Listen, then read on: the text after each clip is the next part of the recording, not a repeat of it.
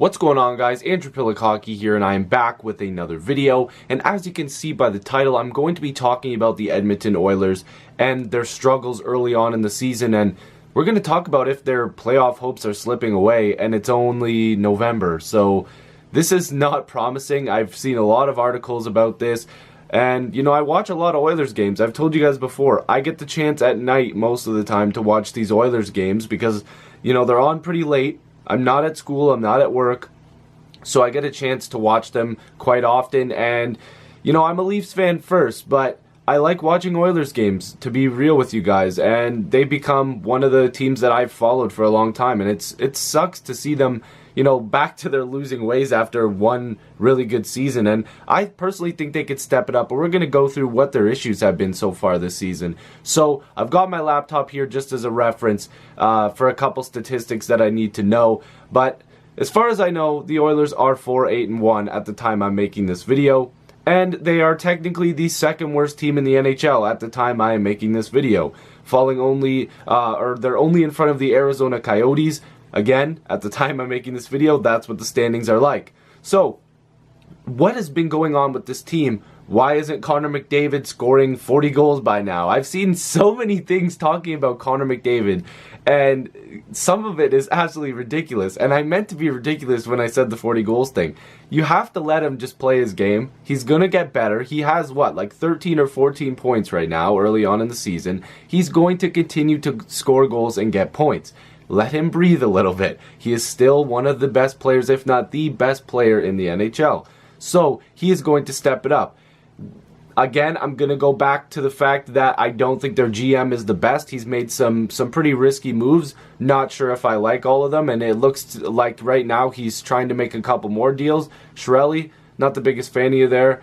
So, I'm not sure if it's a GM problem. More or less, I think it's a lot of the product on the ice hasn't been stepping up as much as they probably should. Another person I wouldn't be too quick to put the blame on, but at least put a bit of it on him, is head coach Todd McLellan. You got to look at the coach sometimes when a team is struggling and wonder, what is he going to do with the lines? What kind of moves is he going to make? Is he going to try to get a roster move going with the GM? So I'm not too sure about their management side of things and their coaching side of things, but they could both do a better job. Let's be real. Any team in the NHL could always use a coach that's on their A game and a GM that is making the right moves. That's in a perfect world. Shirley has made some weird moves, some of which haven't really worked, and McLellan, you can't really say too much. Last year, they had a great season. He looked great. And this year, they don't look so good, so you kind of have to point some fingers at him. But let's also look at the fact that I believe they have a pretty bad penalty kill and power play. Their power play is ranked 23rd, and their penalty kill is ranked 31st in the NHL right now. Two really bad numbers for special teams, especially since the Oilers are a team that has the ability to score, when, in fact, at the time of making this video, I believe they might be the worst scoring team in the NHL. And that is just something that I never thought would happen this early in the season with the Edmonton Oilers.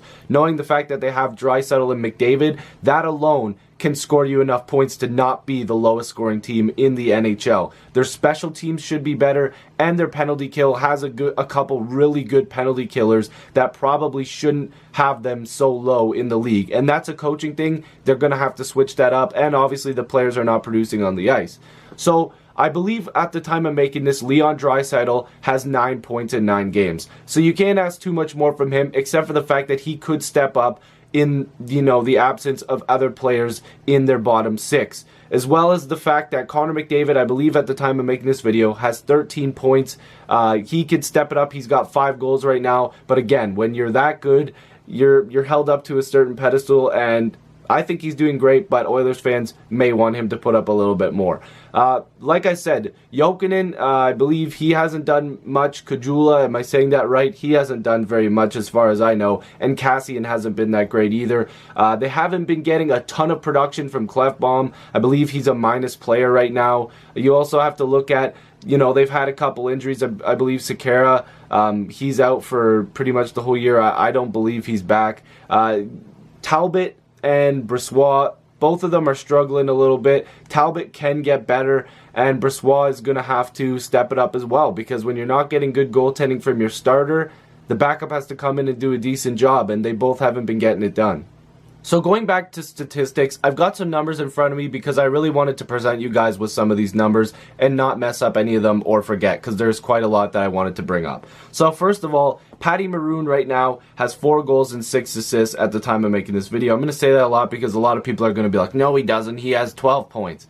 Guys, relax. I'm making this video right now. What's the time and the date? It is Monday, November 6th. These numbers are going to change, okay? So, Patty Maroon has 10 points, respectable numbers. One bright spot for the Oilers, I think, is Ryan Nugent-Hopkins, who seems to get his scoring touch a little back here. 9 points in 13 games, respectable. He could put up decent numbers this year, could really help the Oilers. I still cannot stand the Lucic contract. I don't know if at first if I liked it or not, just because I wanted a tough guy who could score as well in Edmonton, but at the same time, with those numbers, he's putting up not nearly as much as he should be with 6 points in 13 games. He's also a minus player. He needs to step it up. So, 2 names, one that I mentioned earlier was Jokinen, who's being shopped around, as well as Ryan Strome, a guy who I thought could be a bounce-back candidate this year, and he's not doing very much either. He's got 5 points in 13 games. That's concerning. You have to also look at Russell, who is more of a defensive guy, but he only has 4 points. Respectable that he isn't a minus player right now, so that's good. Another guy I look at is Larson, who is a minus player as well, who only has 3 points. That Taylor Hall trade, I'm sorry, still does not look good in my opinion. Darnell Nurse, 3 points. He doesn't have a goal yet. He's a +2, respectable numbers, but he's got to be better as well. They're looking for way more from him.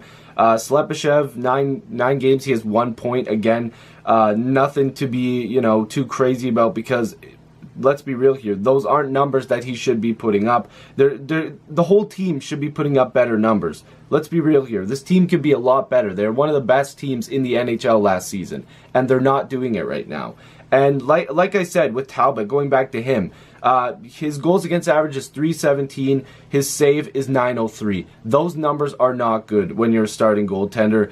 And it could also, be a knock on the team's defense, but you have to be there to make some saves. And I'm a Leaf fan. I know how that feels. Anderson, not been very good this year. He's had a couple good games back-to-back. So, I mean, hopefully, for his sake, Talbot, he could, get better.